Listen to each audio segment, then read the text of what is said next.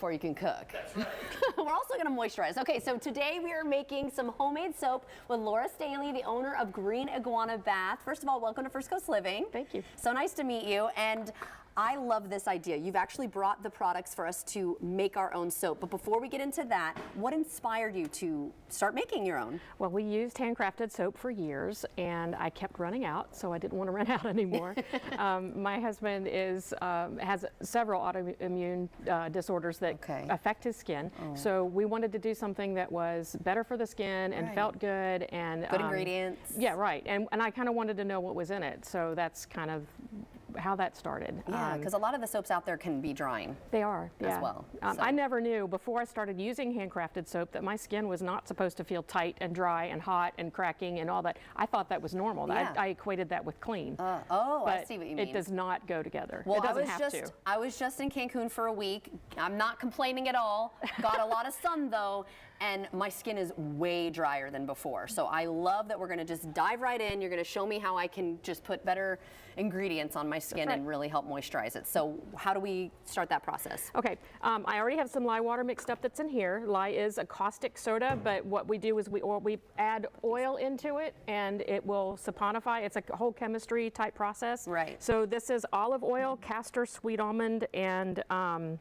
coconut. And is this the oil that is used for all of your soaps? I have different formulas that I use. This one is just really straightforward. It's vegan. It's it's real easy. It's more than 50% olive oil, so it's really, really nice on the skin. I see. Okay. And I pre-mixed it because in our classes at the store we do like 2 hours or something like that, but we're trying to do this like really quick. Right, so, the magic of television. Right, I'm going to go ahead. If you will hold this, this is the blender on a stick. I'm going to pour this in here and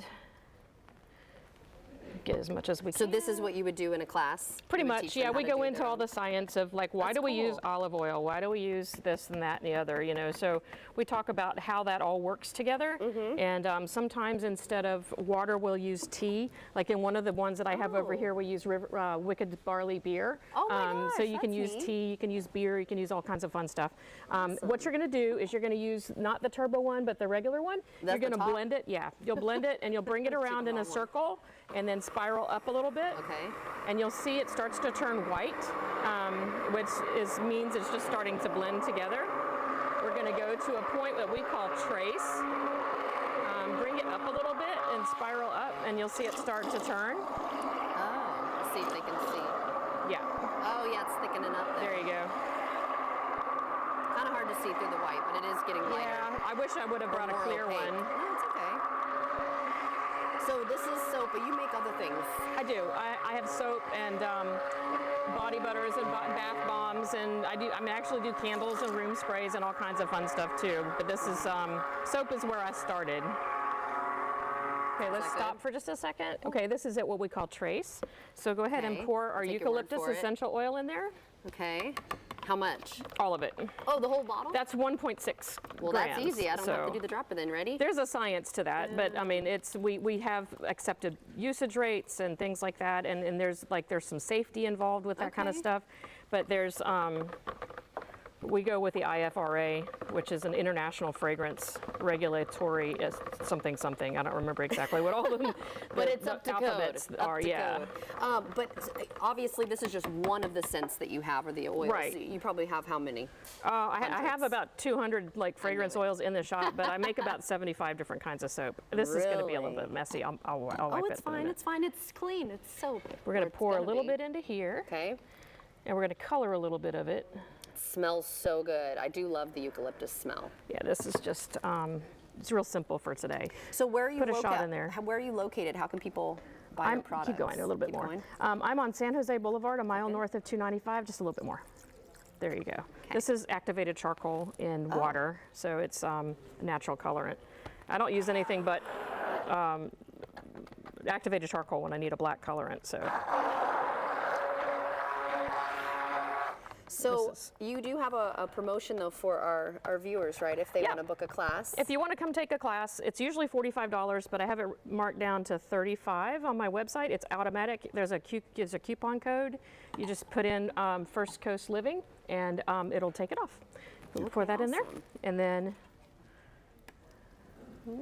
We don't even have to mix it up. This is what's going to make the cute little swirl. Now, it's going to end up when someone does a class, oh, okay, I see what you mean, the swirl, that's cool. Yeah, it's going to end up looking kind of like that. Do they get to pick, is it predetermined what they're going to make when they do a class, or do they get to pick? You get to pick your own scent, and you get to pick colorant that you like. And then we usually use the same tried and true. This is actually a formula that I sell, so nice. I know that it's good and it'll work. And we measure it out right there, and we do all of the different steps except for all of the headache is done for you already. Right, that's nice. That's really nice. So then what we'll do is we'll pour into each one of these about a half an inch from the top. Pour from this? Yes. Oh, just pour right into there. This is gonna... You'll be fine. All right, so how high again? About right. Okay, oh, I see. About a half an inch from the top. I'm nervous, you guys. Okay, not so bad. Is that good? A little bit more. A little more? Yep. A little bit more. A little more, all right. Everybody makes a pound of soap, and this is the size of loaf that you take home. That's so cool. Now, what would you say is your most popular scent or color that people like to do? Typically like the lavenders, or like a lavender lemongrass, or a grapefruit lavender. The fresh scents you tend to get the most attention. But I have crazy stuff like, we have one that's called Loopy Fruits. It smells like Fruit Loops. Oh, and you can just distribute the rest of it. And then I have other ones that there's one that's called Humidor that smells like pipe tobacco. Oh, interesting. There we go, all done. Oh my gosh, look at that. And everyone is gonna look a little bit different. So this is what this is what it'll turn into. Right. And so you talked about the fact that it needs to harden, but curing as well. Talk about that process, like what happens after when someone takes this home. When you take this home, it'll be solid before you leave the shop, because it'll solidify really quick. Right. It will get really warm again, which is part of the science, chemistry process. Yeah. The next day, about 24 hours after the class, you cut it up. You put it on something that is not going to be damaged. Like you want to put it on like a Corelware plate or ceramic or something. Okay. No wood, no metal, just some kind of plastic or glass. And then you will sit it for about a month, and then like 4 weeks it will be cured. It'll be ready to go. It goes from this liquid state to this really hard bar in about a month.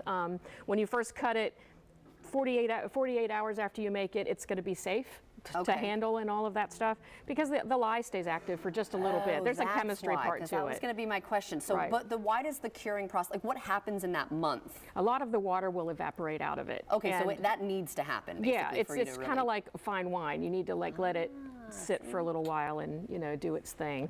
And then the longer you let it sit, the better the soap is. So you have to try to resist the urge to use this really, really cool stuff. And it smells so good. Yeah, I want to use it right now. But I will. Thank you so much for bringing that. And really quickly, are you able to make bath bombs at your shop as well? We can. They're a little bit different. You would have to come back and pick them up. So, okay, I got you. We usually try to do the make and take. So what we can do is, especially for birthday parties and things like that, we do like a paint your own bath bomb. The bath bomb's already made. I see. And then I show you how you can, paint it. Yeah. You can do bath bombs again, and if you want to leave them overnight and then come get them the next day, because they're powdery and you have to sit them there and you just kind of let them do their thing and just kind of, Wonderful. Well, thank you so much. It's greeniguanabath.com. Yes. All right. Thank you again. It was so nice to meet you. It smells so good. Let's toss it over to David, though. What you got going up for us? Where are you?